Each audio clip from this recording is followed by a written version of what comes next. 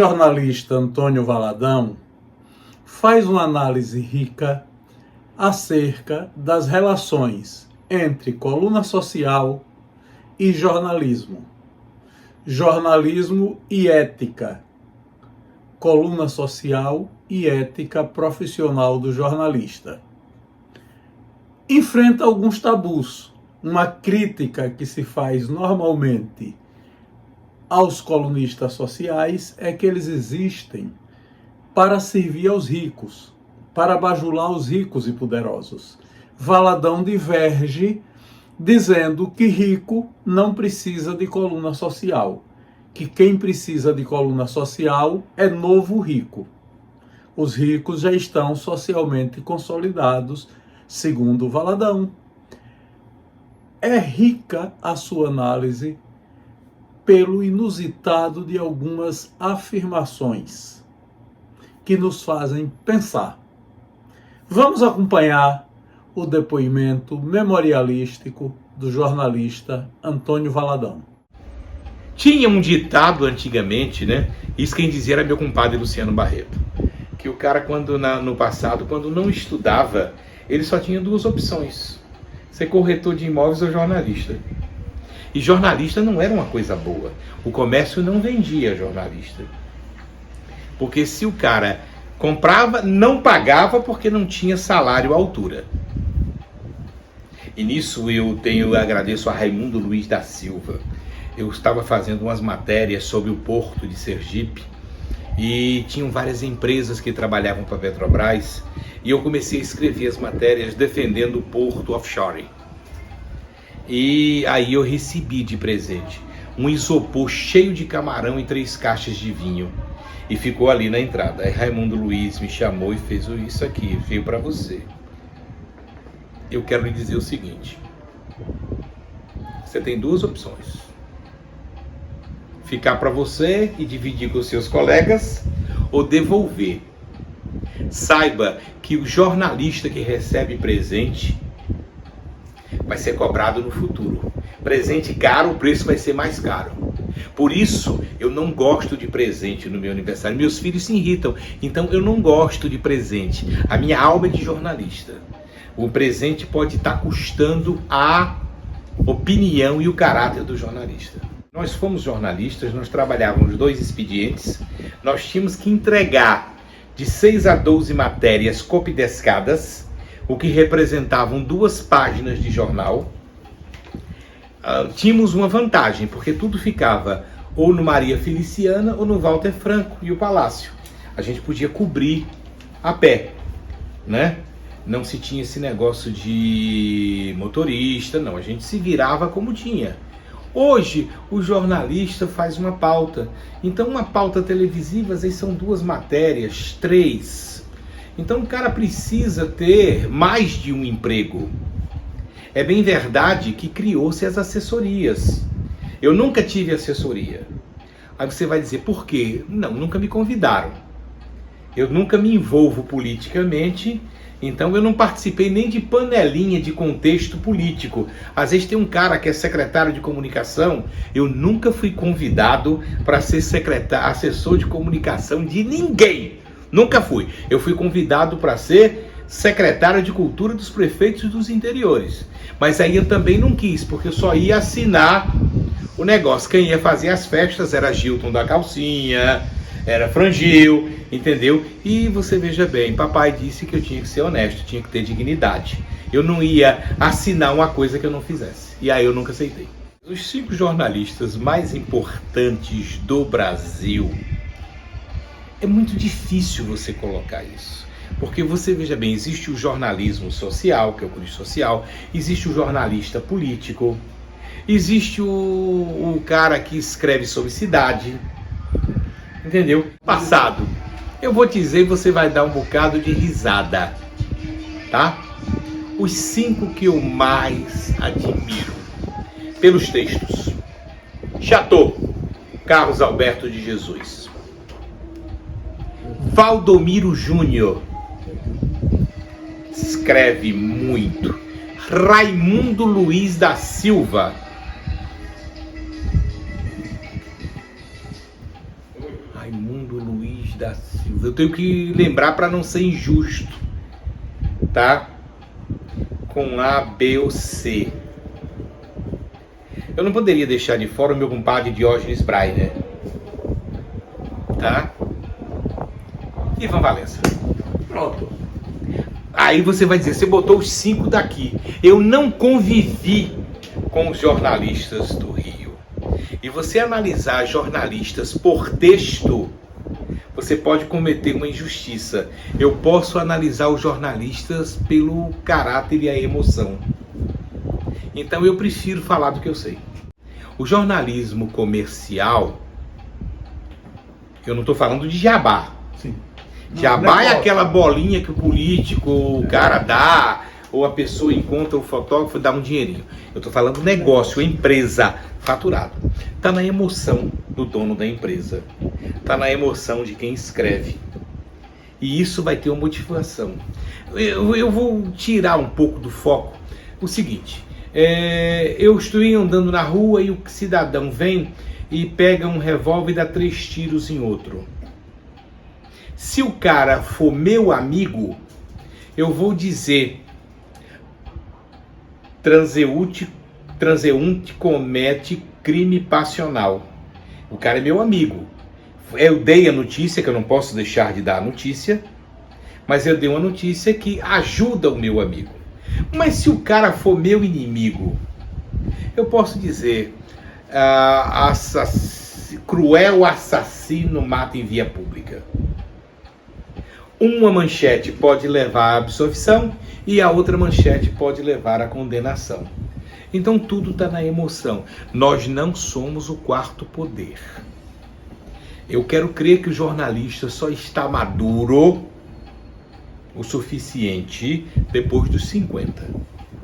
Até os 50, Jorge, o jornalista pode vacilar.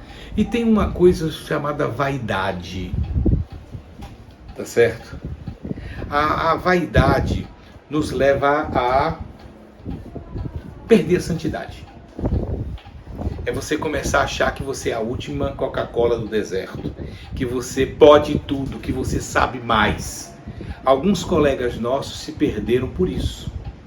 E tem um demônio que chega logo atrás, que depois da vaidade vem as alucinações de drogas lícitas e ilícitas. Muitos grandes jornalistas se perderam com o uso de drogas e bebida alcoólica. O jornal, uma empresa de comunicação, é uma empresa, precisa sobreviver. Então você veja bem, não faz... para que serve o comunismo social? Muitas vezes para ajudar no faturamento da empresa. Porque aquele cara que é um grande patrocinador, tem uma mulher que é uma tremenda perua, cheia de vaidade, que quer ver o retrato dela no jornal. Então, o jornal precisa do colunismo social. O colunista social tem que ter só um pouquinho de ética. Um pouquinho, não precisa ser muito não. Porque, praticamente, Jorge, eu presenciei coisas que você vai dizer o seguinte: você viu isso, vi. Porque quando eu tive em jornal, eu sempre olhava, eu me preocupava com distribuição, com campanhas, assistência às bancas de revista, tinha muitas de Queiroz, nós chegamos a ter 70 bancas de revista em Aracaju. Hoje não temos mais isso. Então, foi um período que eu estava na Gazeta, tá? Já lá na Visconde de Maracaju. Então eu ia diariamente nas bancas de revista. E domingo de manhã tinham as bancas. E tinham bancas de referência, como a banca de Neemias, você tinha a banca de Gervásio Careca, você tinha a banda do menino aqui na banca da Fausto Cardoso. Agora me deu um branco. Então eu vi pessoas chegarem e dizer: cadê o jornal de Thaís Bezerra? Pegava o suplemento de Thaís em si, dentro do jornal da cidade, deixava o jornal em cima lá e pegava só o suplemento de Thaís. Poxa, gente, ali você tinha o Boris, você tinha Anselmo Góes, você tinha uma equipe de redação top de linha, mas o que vendia era a coluna social. Então, o jornal precisa pagar o salário do jornalista. O jornalista é um profissional que precisa ser remunerado dignamente para que possa honrar suas responsabilidades. Então, colunismo social é jornal, sim. Olha, Sergipe é um país diferente. Nós temos aqui conotações diferentes, mas que não são tão diferentes do resto do país. Sergipe você tem que ter um nome ou sobrenome. E aquela coisa do ser Franco só já não vale. Ser Alves só já não vale. Entendeu? Porque tem Franco pobre e Alves pobre. Então você veja bem, quem depende da coluna social é a motivação do novo Rich. Uma coluna social hoje, um colunista social representa um digital influencer. Hoje você vai encontrar digital influencer que chegam a receber a nível nacional R$70 mil para fazer 3 stories e um post no feed do Instagram. A coluna social não chega a tanto, mas sempre andou perto. Os colunistas sociais sempre foram beneficiados com convites, passagens aéreas, ganham presentes caros.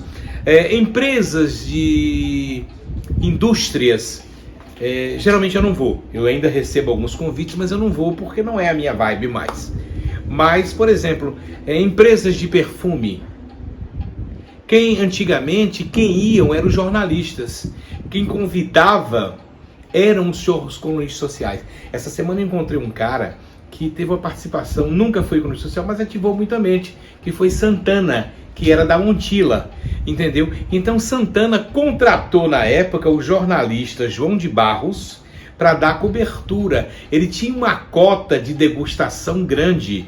Então, muitas vezes o coquetel da vernissagem de uma galeria, o mais importante do coquetel era dizer que os produtos eram siglas ABDL, que era Royal Label, Chivas Regal. A gente sabia das marcas.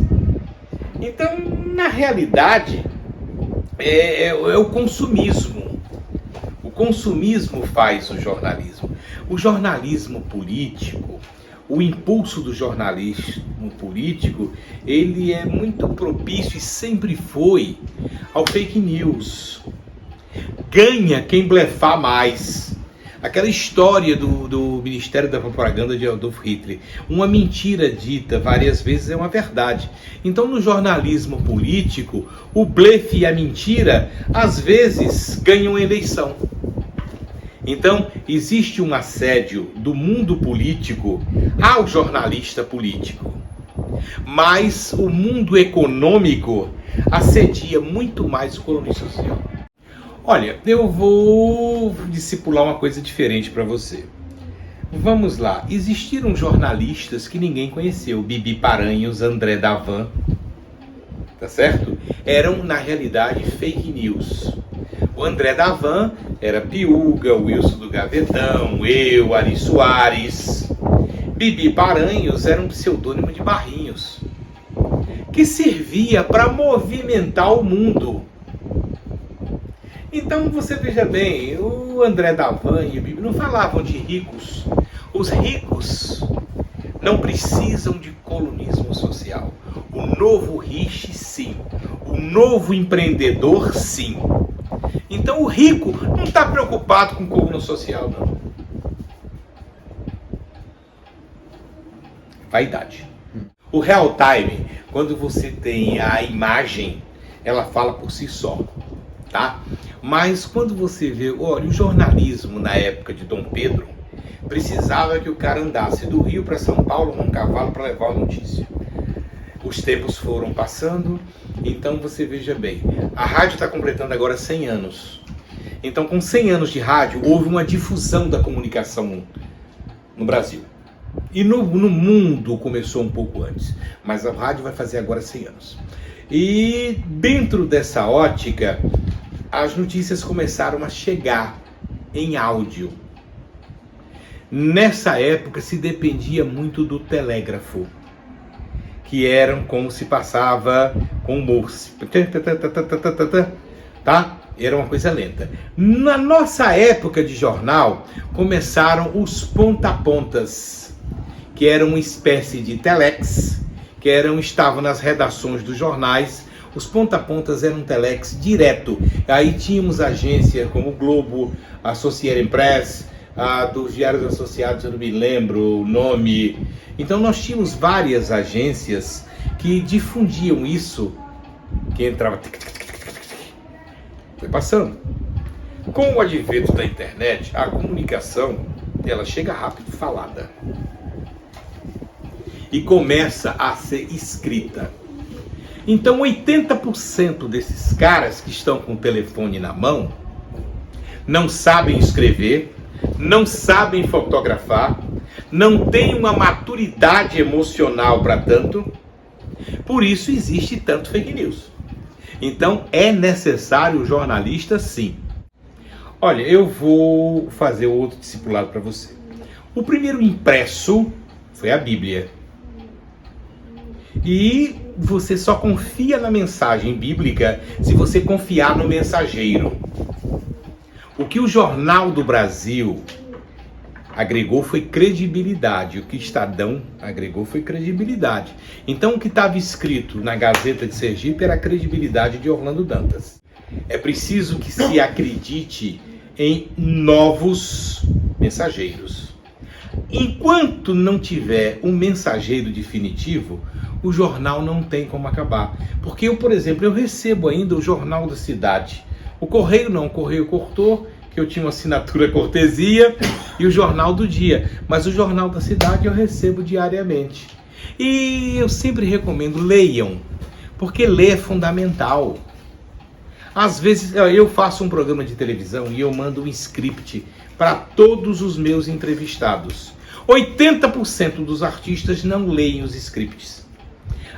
Aí eu tenho lá escrito, favor não usar camisa sem manga e nem bermudas. A maioria vem com camisa sem manga e sem bermudas. Eu não li, porque as pessoas não leem mais. Todo mundo quer ouvir.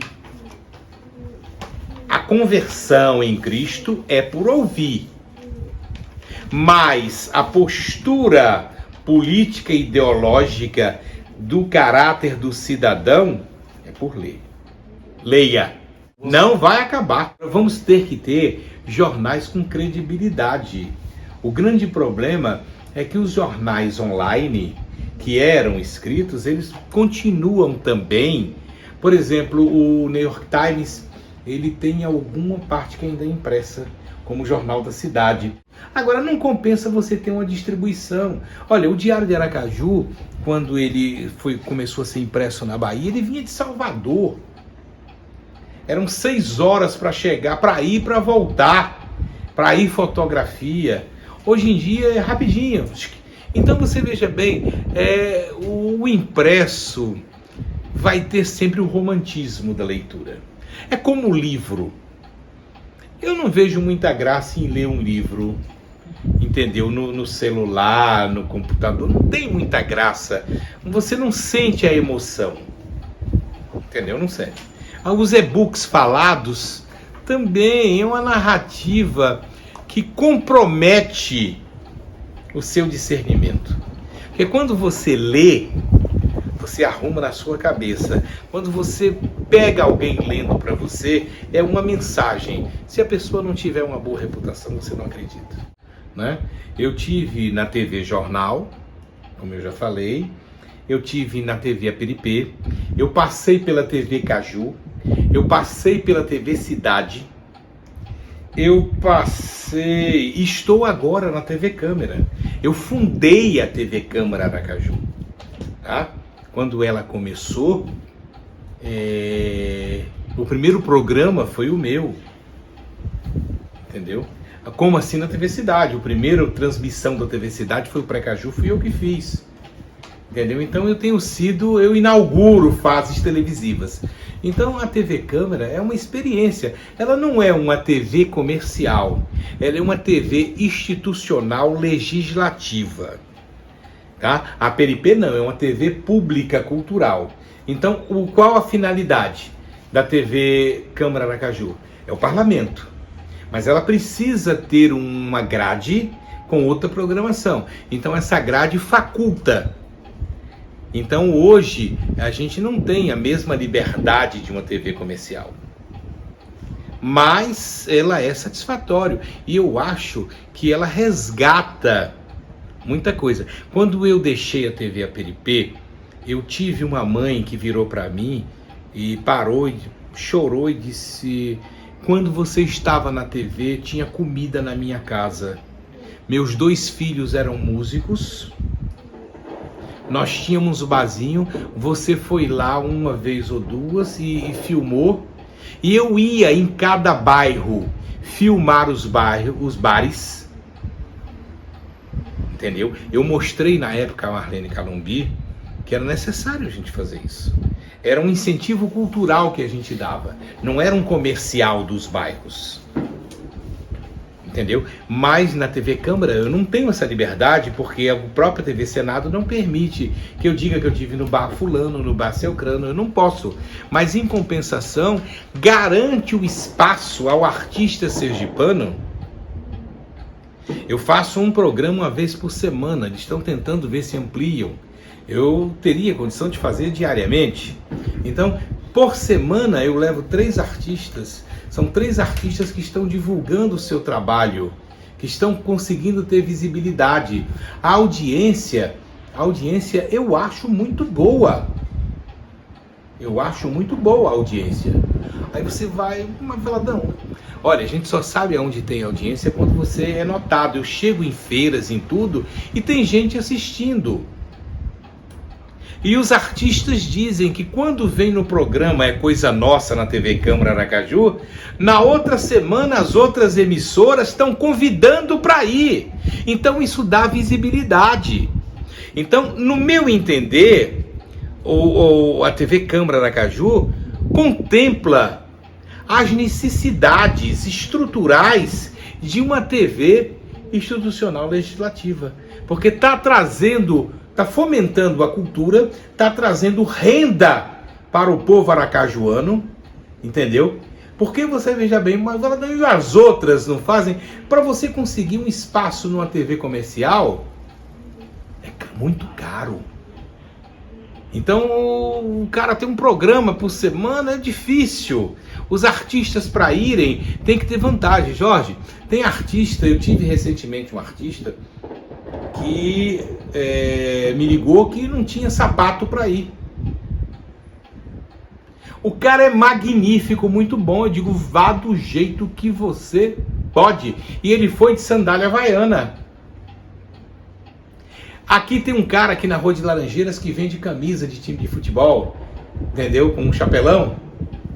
2 ou 3 vezes eu comprei camisas para poder levar, porque eu sabia que o artista ia com uma camisinha muito surrada. Entendeu? Então eu acho que isso é abençoar. Eu entendo que a TV Câmara Aracaju, ela é abençoadora. Ela abençoa a comunidade. Porque povo a gente não organiza, a gente educa.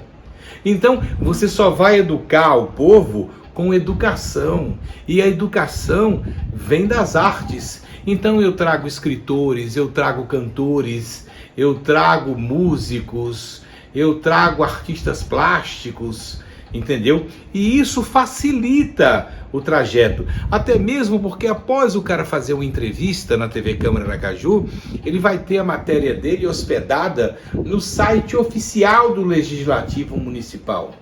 Então, o que ele tem com isso? Ele tem um book dele numa organização governamental, o que vai garantir ele apresentar isso a uma lei, ou Dir Blanc, uma coisa dessa.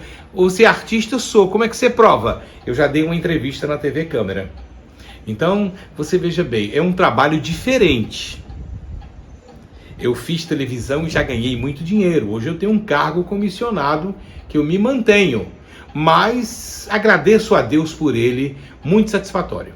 Ela tem o Minuto Legislativo, ela tem o Em Discussão, ela tem um programa de entrevista de Alexandra Brito, ela tem um programa Saúde Ativa de uma menina que está acontecendo, Dayana, está acontecendo legal. Você tem o Parlamento em Foco com a Carol, da filha do Chicão. Você tem as transmissões da própria sessão com o Bruno Almeida, que é filho do Jairo Alves, entendeu? Eu acho que é um espaço muito importante para o povo de Aracaju. A TV Câmara Aracaju, e tem uma característica, Jorge. Essa coisa da internet, ela é tão ágil que ela não cria mais uma estabilidade de canal. Como o dial do rádio, por exemplo, ainda se mantém. Você acorda com uma rádio e dorme com ela. A preferência da rádio tá. Mas na TV hoje você fica procurando algo que te chame a atenção. Então todo mundo que está assistindo TV tem o diabo do controle remoto. Então fica trocando de canal. Então não existe TV que domine 100% da audiência. Existem programas. Por exemplo, a miséria do BBB é uma miséria, mas a massa está assistindo. O povo gosta de bagaçada, entendeu? O futebol também são aglutinadores. Agora, quando você não tem BBB nem tem futebol, você fica numa insatisfação.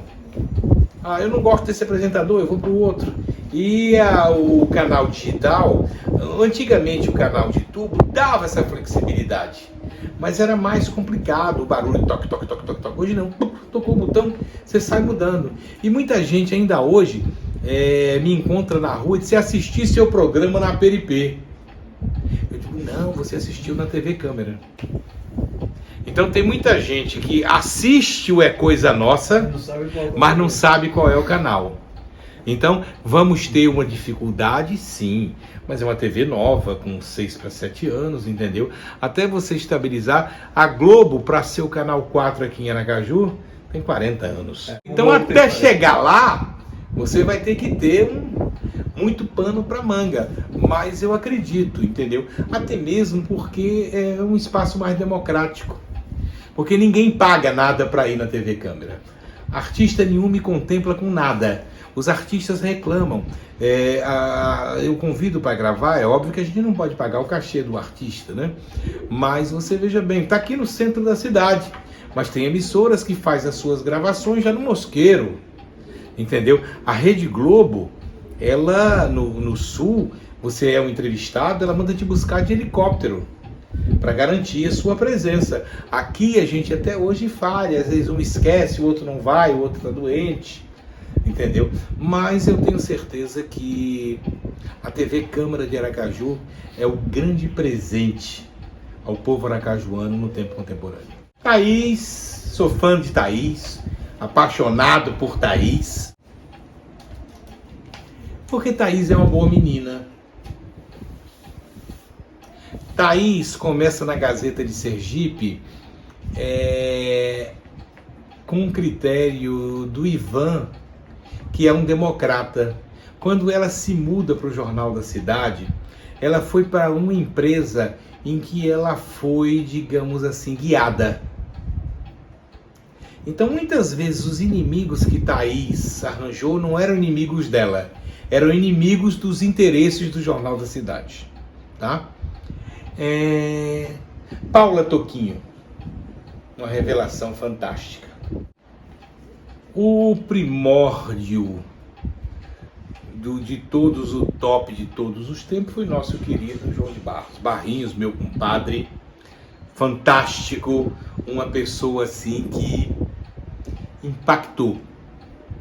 Ele fez escola. Da escola dele, eu vou em outra pessoa que já nos deixou, que é Roberto Lessa. Sagaz, inteligente, entendeu? Sagaz, inteligente. E eu vou homenagear o Piuga, o Antônio Oliveira Freire, André Davan, o texto mais maquiavélico do colonismo social sergipano. Então, seus 5. Ética profissional é você ter a consciência de que você é um operário de comunicação. Que você não é o quarto poder. Que você não pode tudo. Que a sua opinião não é a verdade do outro. Entendeu? Então, se você é um jornalista, mas você diz uma coisa e a pessoa pede um direito de defesa e você obriga ela a ir para a justiça, pedir, se você... Por exemplo, hoje nessas mídias sociais, às vezes publicam coisas que não me agradam, mas eu nunca apago. Você está entendendo? Porque se eu apagar uma crítica que seja feita a mim, eu estaria ferindo o critério da ética. É o que a pessoa acha de mim. Opinião dele, não é minha, mas eu respeito. Então, os jornalistas hoje, muitos saem da faculdade, a vaidade é muito grande. Então, o cara sai já querendo ser o grande jornalista. Entendeu? No nosso tempo, quando o cara entrava, ele era o foca. E ele tinha que se conscientizar que ele era um foca, que ele tinha que ouvir os mais velhos, ele tinha que aprender, e que o jornal tinha um dono, e que o jornal tinha uma linha, e que você tinha companheiros de redação que você ouvia, tipo um conselho editorial. Hoje o jornalista acha que a opinião dele é suprema, ele vai para a internet, ele papoca o outro, fala mal, entendeu? Nós tivemos recentemente um caso terrível de um comunicador que foi pedido à prisão, foi condenado por usar palavras de baixo calão com uma autoridade municipal. Eu não posso falar o nome por uma questão de ética, não seria justo citar o nome do rapaz, até mesmo porque ele não está julgado, a gente não sabe, né?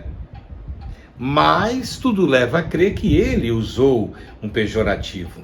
Se ele tivesse mais humildade para dizer eu errei, me desculpe, me perdoe, olha, o pecado original aconteceu, não foi porque Adão comeu o fruto não, viu?